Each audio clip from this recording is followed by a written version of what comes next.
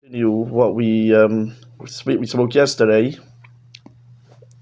that the Alter Rebbe was in jail because he was spreading out Chassidus. That's what the Baal Shem Tov and the Maggid told him. The question is, why is he ending up in jail for spreading out Chassidus? The Alter Rebbe explained when they made a accusation, a plot on his teacher, the Maggid, or actually he called the Maggid his father.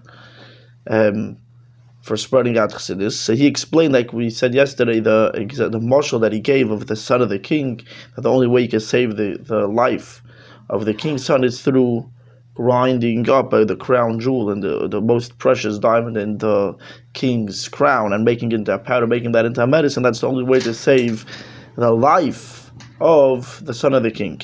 So too, you need to, even though you have to spread out Chassidus in a way that it's ending up on the floor of the bathroom, but it's necessary, you have to spread out Chassidus to save the life of the Jewish people. So therefore, that took away the accusation. So why is the Alter Rebbe ending up in jail for spreading out Chassidus? We understand the need and the must to learn Chassidus, because if not, a person could faint, chas v'shalom, could die out. Therefore, you have to learn Chassidus. Why is he ending up in jail? Number one. And number two, the Alter Rebbe thought that he should stop, and he needed the Baal Shem Tov and the Maggid to tell him he should continue. Why was he thinking to stop? If you already explained the great need.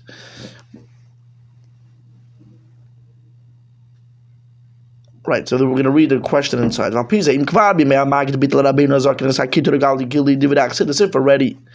in the days of his teacher, the Maggid, the Alter Rebbe already took away any type of accusation or any type of decree that could be for spreading out Chassidus.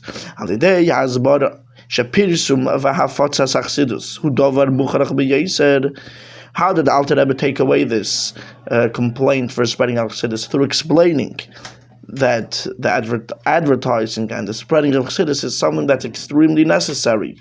Inin shall be kuach nefesh. This is something that is a ladder of a life on the opposite. It's bikuach nefesh. You have, like with the marshal that he gave. So you have to spread out Chassidus, and bikuach nefesh, kiviyachol, is even doicha Shabbos, it's doicha many things to save someone's life. Hatzalah, they drive a car. They do say, Alter Rebbe is basically saying you need to spread out Chassidus to save the Jewish people's lives, even if maybe a piece of Chassidus is going to end up in the toilet, in the bathroom, on the floor, or whatever. But if this is the only way to save Klal Yisrael, there's no other way. This is what you got to do. Hatzalas, Anigel Hatzalas Chayv Shel Ben HaMelech. This is a need to save the life of the king's son.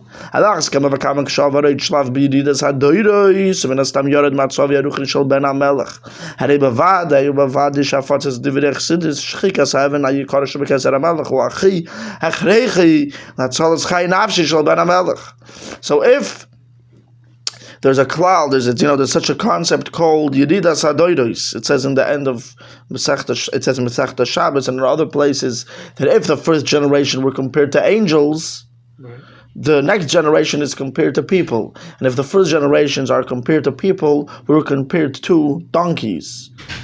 Right? So if we compare the earlier generations, so this is what the Gemara says. So from the times of the Maggid and the Baal Shem Tov, it was needed to spread out Chassidus to save Klal Yisrael. Mm-hmm.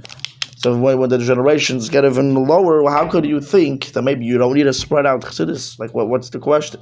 Obviously you need it. Well, if time passes, that's even more of a reason and more of a need that, if the king, the son of the king is sick, and with the time he's getting more ill and more ill and more ill. When he gets more ill, you don't start asking, so should I grind the diamond and save his life? Obviously you need to do it. It's explained how it's 100% out. This is the only cure.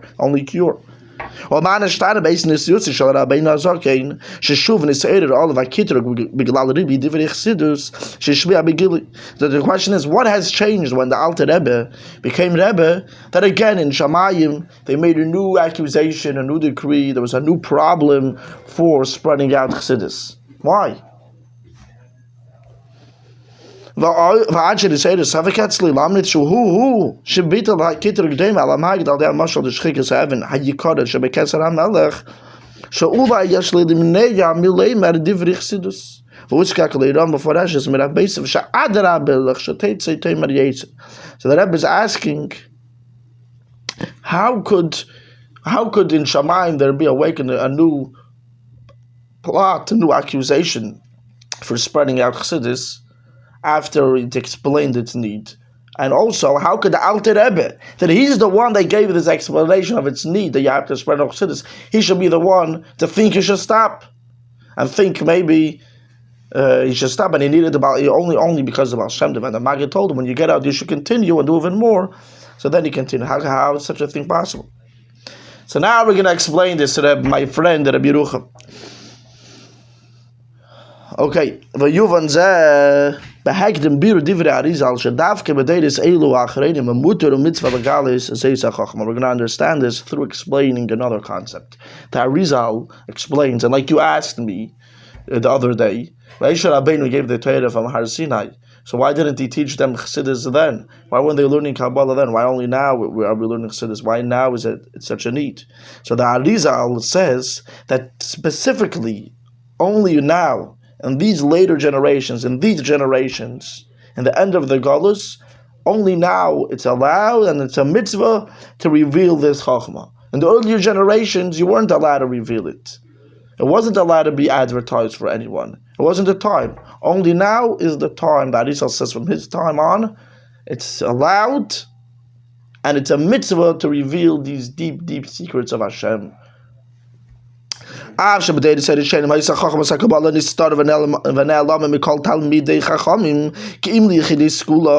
the earlier generations, even the great sages did not learn Kabbalah and Chassidus. They did not learn the deep parts of the Torah. The great Talmidei Chachamim didn't learn it.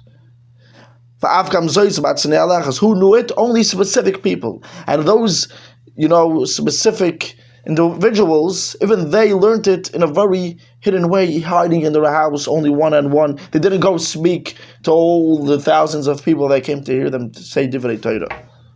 Like it says in the Gemara clearly that you don't advertise these type of stuff. It's only now and on in these generations that Arizal says is the time to reveal these deep secrets of the Torah.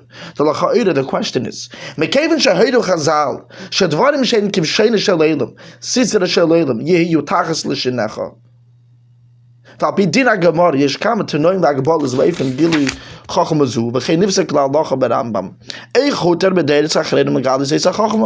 question is, if Chachamim say that things that are hidden, these deep secrets of Torah, you need to keep it hidden. You should keep it under your tongue. No one should hear it. No one should know about it.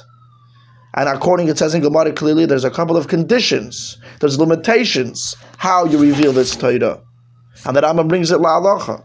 That only someone that's very smart and someone's a Talmud Chacham and he already finished learning the whole entire Torah, then he can learn it one-on-one with someone else. How is it allowed now, seemingly, to go against halacha, to go against what it says in the Gemara, to advertise on YouTube, on the internet, all over the place, to everyone, even a guy, Chassidus, deep secrets of the Torah, when it says only specific people in all these conditions, and you have to be above the age of 40 to learn Zohar and this, all of a sudden, if it's a free-for-all, what's going on over here? To explain this, we need to explain another thing.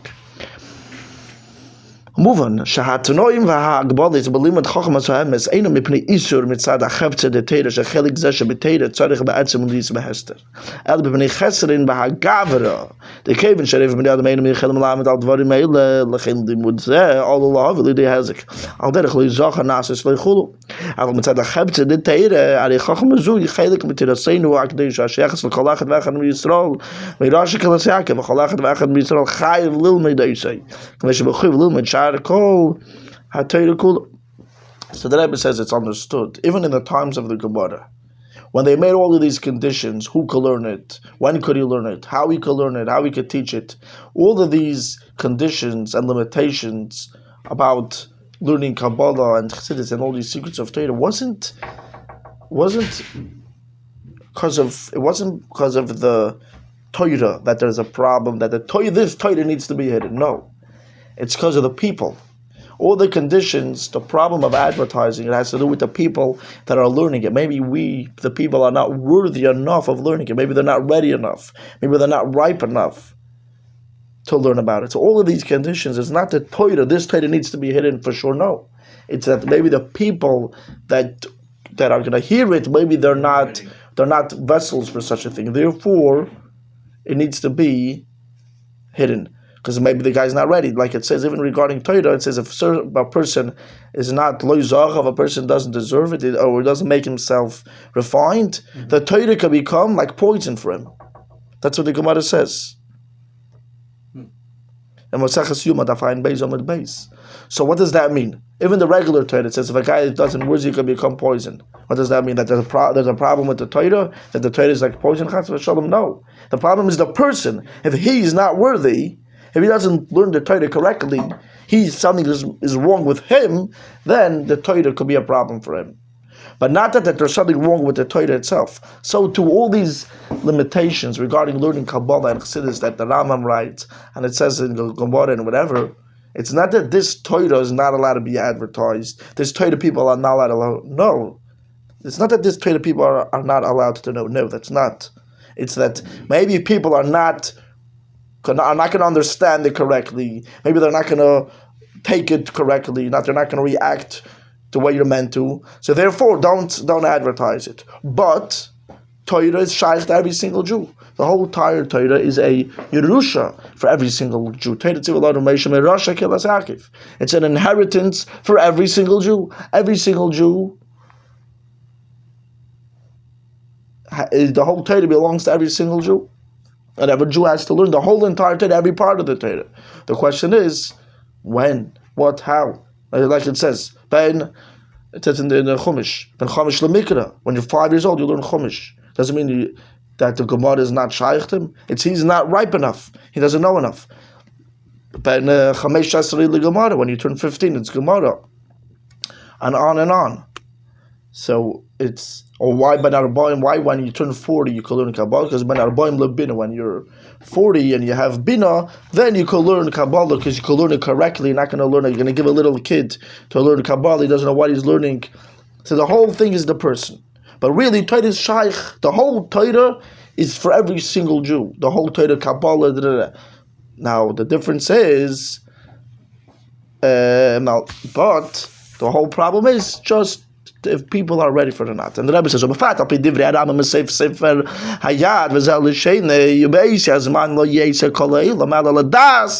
Hashem belvat. Or the Fichach Yisrael Chachamim Gdeile v'yedim devarim asesumim v'yasigu das beiram kvi koyach adam. Shenamar kimol haaretz teis havai k'mayim lo yamachas. Hari lahedya shebimeisa Moshiach yeisek kol ha'elam ladas es Hashem. Hainu sheikar eisek ha'teira oz yiyah belimud ha'halachas ha'teira ha'niglis lanu levaneinu. Lo yiyah belimud ha'halachas ha'teira ha'niglis lanu levaneinu. Ela b'yedias ha'beirei devarim asesumim. Was I say kol elam, beven the kamaim le machasim. A moving shalai you agwalas then derishim afilu b'yachid. Elam kein chulu. So the Rebbe proves this point that he just said that really every single part of the Torah, even the deepest secrets of the Torah, is shaykh to every yid. The Rambam writes lahalacha that what's going to be when Moshiach comes. In that time, the occupation of the whole entire world is only going to be to know what? To know God Himself. To learn about God, to learn Kabbalah, Chassidus. The Rambam says all the Jewish people are going to be extremely wise, and they're going to know all the hidden secrets, and they're going to grasp the knowledge of their Creator according to the ability of a person. And like it says, the world is going to be filled with the knowledge of God, learning about God, just like the ocean covers over the riverbed. Which means that Rambam writes clearly the whole occupation of the whole world when Mashiach is going to come is going to be to learn and to know about God. The main occupation won't be learning halachas of Torah, of Nigla the Torah, to learn Gemara, to reveal the Nigla the Torah. No. The Rambam says the whole occupation of the whole world, which means even Goyim, is going to be to know God, to be learning Chassidus. In a way of Kamayim L'Yamachas, when you're not going to say, well, the Gemara says you're not allowed to advertise Chassidus, you're not allowed to advertise Kabbalah, you're not allowed to, how could the Rambam write? How could the Rambam write that you're allowed to spread out Kabbalah? How could the Rambam write when Mashiach is going to come, everyone's going to be learning about God and learning Chassidus? Well, the answer is it's very simple, because you're talking about the times of Mashiach, right? And in the times of Mashiach, every single person is going to be worthy to learn Kabbalah and Chassidus and even the deepest secrets and to know God. Therefore, you're going to learn it if you're able to. If you have the ability to know it, so everyone's going to be doing that.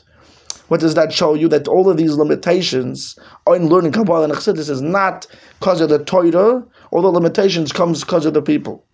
This is what the Rebbe says. The Rebbe asks. Now I'm just going to read it inside. L'chayre, seemingly, how is it possible that the whole world is going to be busy learning about God the whole day?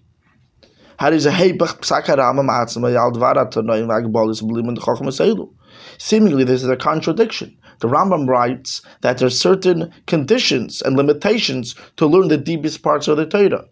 The Rambam writes at the beginning of the Rambam that you cannot,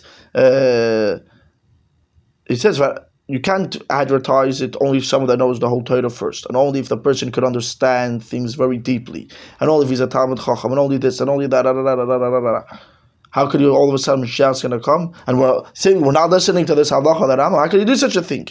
Even when Mashiach comes, nothing is going to become nullified from any law. Any law of Torah is going to be 100% applicable after Mashiach comes also. So the laws about the limitations about what you're allowed to learn and what you're not allowed to learn, this that you're not allowed to learn Kabbalah is also going to be when Mashiach comes. Whatever the Rambam says you're not allowed to learn Kabbalah, it's also when Mashiach comes. How could the same Rambam write that everyone's going to do it? So obviously what? That obviously this that not everyone's allowed to learn Kabbalah and whatever, all of that, what the Rambam says in the beginning of the Rambam is not because of the Torah, rather it's because of the people. So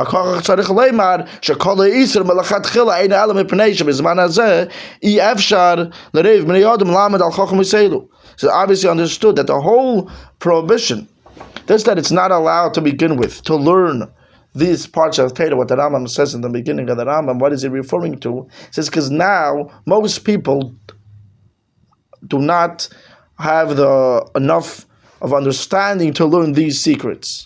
Most people cannot really understand it. Therefore, the Torah to begin with set up certain conditions to learn it. But the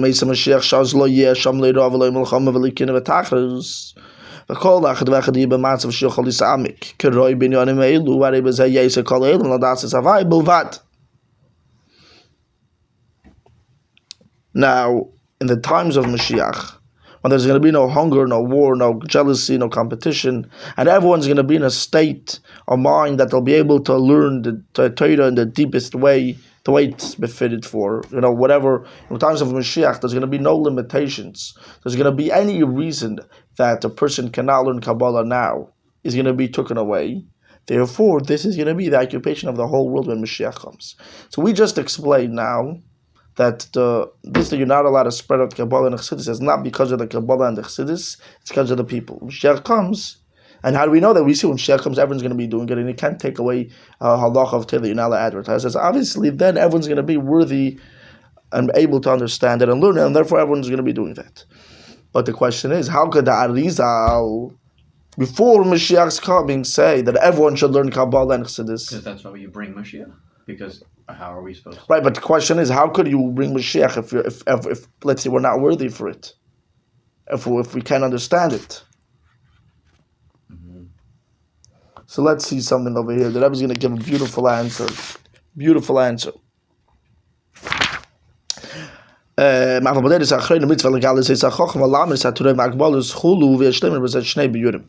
there's two explanations. Why are we allowed to spread out Kabbalah and Chassidus, even though there's limitations? Now, we're not in the state like it's going to be when Mashiach comes, that whatever the Rambam says, that there's certain conditions, everyone's going to fulfill all of those conditions. How now, which let's say before everyone fulfills all of these conditions, how is it possible that everyone could be learning Kabbalah and Chassidus? Right? So there's two explanations. Number one, Aleph. Al derech ma shekotzav Rambam lepsicha lesifrei meira nevuchim shatam shekotzav sifrei zeh shesh beinyonim nistarim hu almodem bekamei zeho in eis latzis laHashem efeiru teresecha v'hainu teyes bnei Yisrael b'matzav shel nevuchim yichreach oisel legalis inyonim nistarim k'tei lahatzel nevuchim beinyonim monochulu.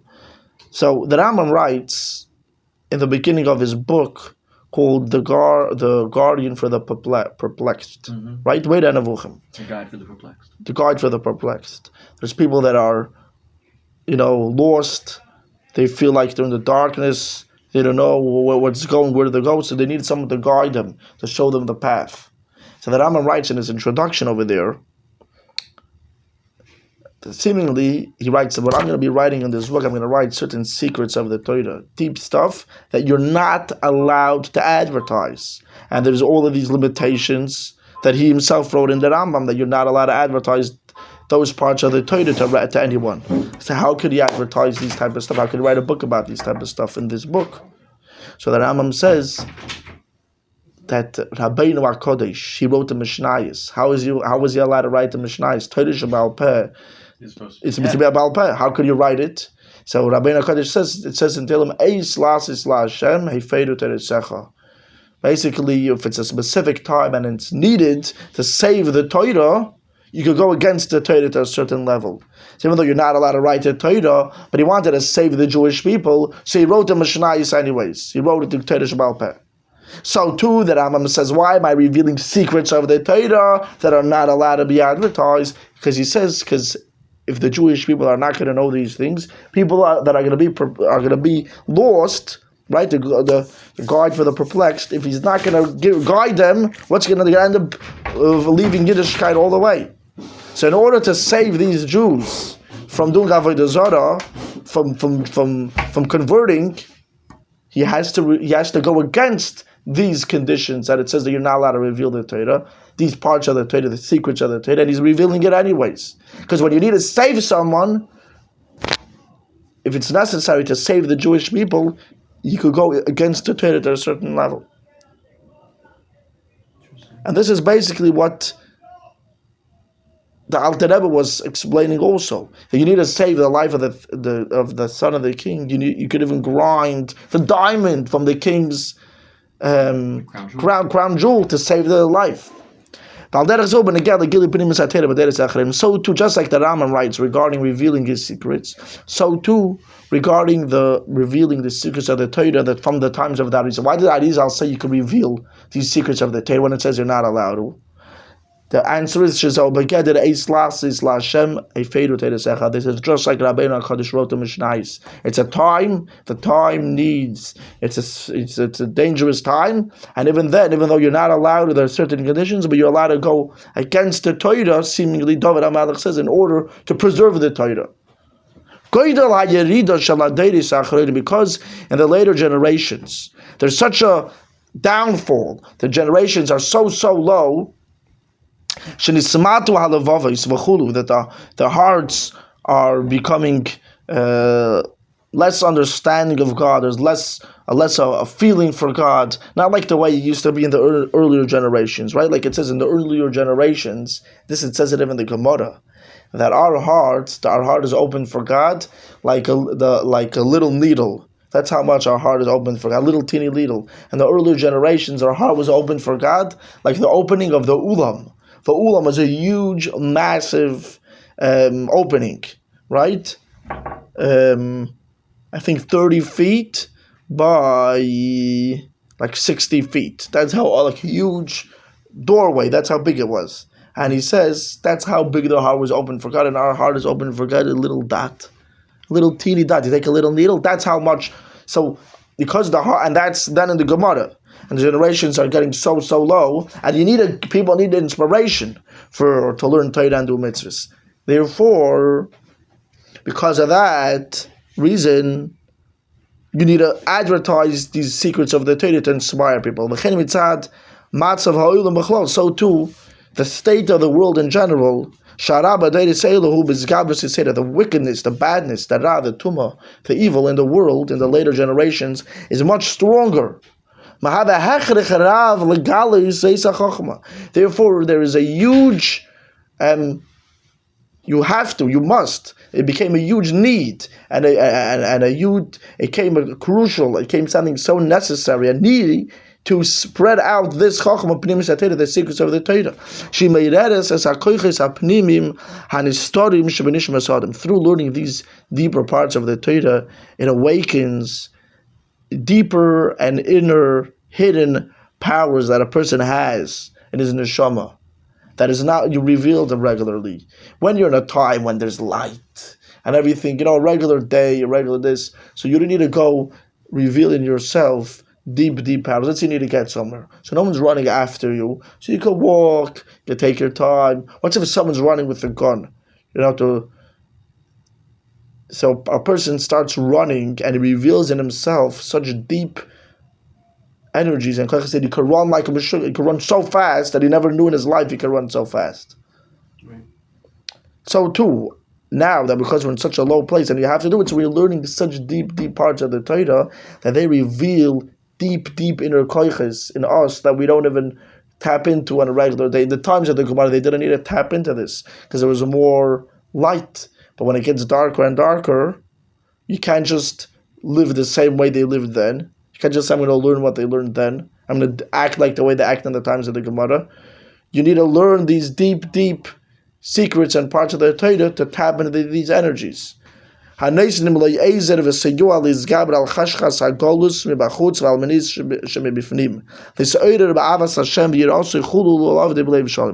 you need to learn these deep secrets of Torah that give him help to overcome the darkness of exile from the outside and from the inside, to awaken himself with a love to Hashem and fear of God, and to serve Hashem with a full heart. Right, so that's why it's a need to learn Chassidus. That's why the Arizal said now in these generations you need to learn Chassidus. So that's one reason, right? Even though there's all these conditions and limitations and whatever, but now it's getting so dark that there's no way about it. If you're not going to learn Chassidus, exactly, you need a flashlight. Even though during the day you didn't need a flashlight, but when it comes to night, you got to light the flashlight. Very good. Beis. The second reason we need to learn Chassidus is for another reason, a different reason. There's some,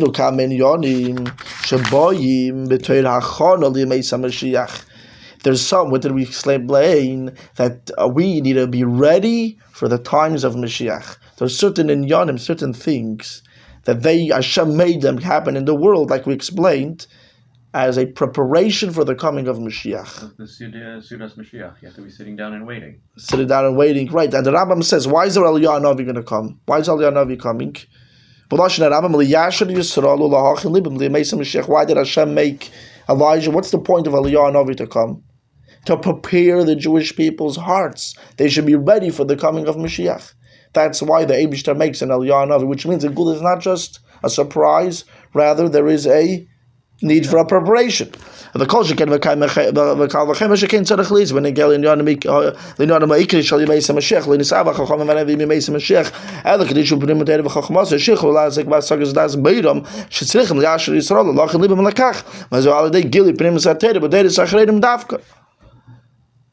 if you need to be ready for the concepts of redemption, like we learned in the first class, that's why Hashem made Christianity even lahavdil in the world, to prepare the goyim for Mashiach. Right? You were here when I spoke about it? Yeah. So you need to be ready for Mashiach. Hashem makes things in the world to be ready for Mashiach. So if that's in general, you need to be ready for Mashiach in general, obviously the most important thing of Mashiach is that we're going to be learning Chassidus, we're going to be learning the deep parts of Torah all day, we're going to have, no one's going to be bothering us, we're going to have nothing disturbing us from sitting and focusing on learning about God. So obviously, for that you need to have some type of a preparation, right? You need to be ready. How do you prepare for learning about God? By learning about God. Right. So that's another reason you need to spread out Chassidus. So there's two reasons why it's needed Tafka in these generations to learn Chassidus. Why only now and not in the times of the Gemara? For two reasons. Number one, in the times of the Gemara, they were more healthy. Who needs to take pills? Who needs to take medicine? Only who's sick. But if someone's healthy, right? Let's say there's certain pills that boost up someone's energy. You don't need to take that when someone's healthy. The times of the Gemara, they didn't need it. But now that we're like sick and low and whatever, so we have to take these pills of Chassidus. That's number one. The second reason is, in order to be ready for Mashiach's arrival, we got to learn Chassidus. We got to be ready for Mashiach. What are we going to be doing all day when Mashiach comes? We're going to be learning Chassidus. So we got to learn now Chassidus. Be prepared. Right. According to this, I don't know if you're going to come tomorrow, so I'm going to say outside. I'm going to say now, just give you that answer. I'll be here tomorrow. Are you going to be here tomorrow? Yeah, he's still in. Okay, very good. Because I wanted to... Friday maybe. Tomorrow's Thursday. Tomorrow's Thursday. So I'm going to say the answer now in a nutshell. This is the difference between what the Maggid did, what the Alter Rebbe's teacher did, and the Alter Rebbe did. What did the Maggid do? He spread it out. He spread out Chassidus in what type of a form? He was giving people little dots of Chassidus, little drops. Little tiny drops. You have these like medicines, 3 drops. This is what the Maggid was doing. What did we say in the example of the crown jewel of the crush it up and make it into a powder and mix it with the water, and maybe 1 drop is going to go into the mouth of the king's son and save his life. What are you talking about over here? Someone that's sick, and you need to save him from fainting, from dying. So you need a little drop. That's what the Maggid was doing. He was only busy in giving drops. And to explain how you're allowed to give drops from the crown jewel, so he gave the example of the crown jewel to save the life of the king. What did the Alter Rebbe do? He wasn't giving drops out. The Alter Rebbe was taking buckets and buckets of Chassidus and throwing it all over the place, and he was flooding the world with Chassidus to cover the whole world. It was unavoidable. Yeah, he was flooding the world with Chassidus the way it's going to be when Moshiach comes, that the whole world, he was taking the whole world and throwing them into the ocean of Chassidus. That you don't see nothing besides for Chassidus. What's going to be when Moshiach comes? He wasn't just saving the life of the king's son. He was preparing the world for Moshiach, which this is a totally different way and form of spreading out Chassidus.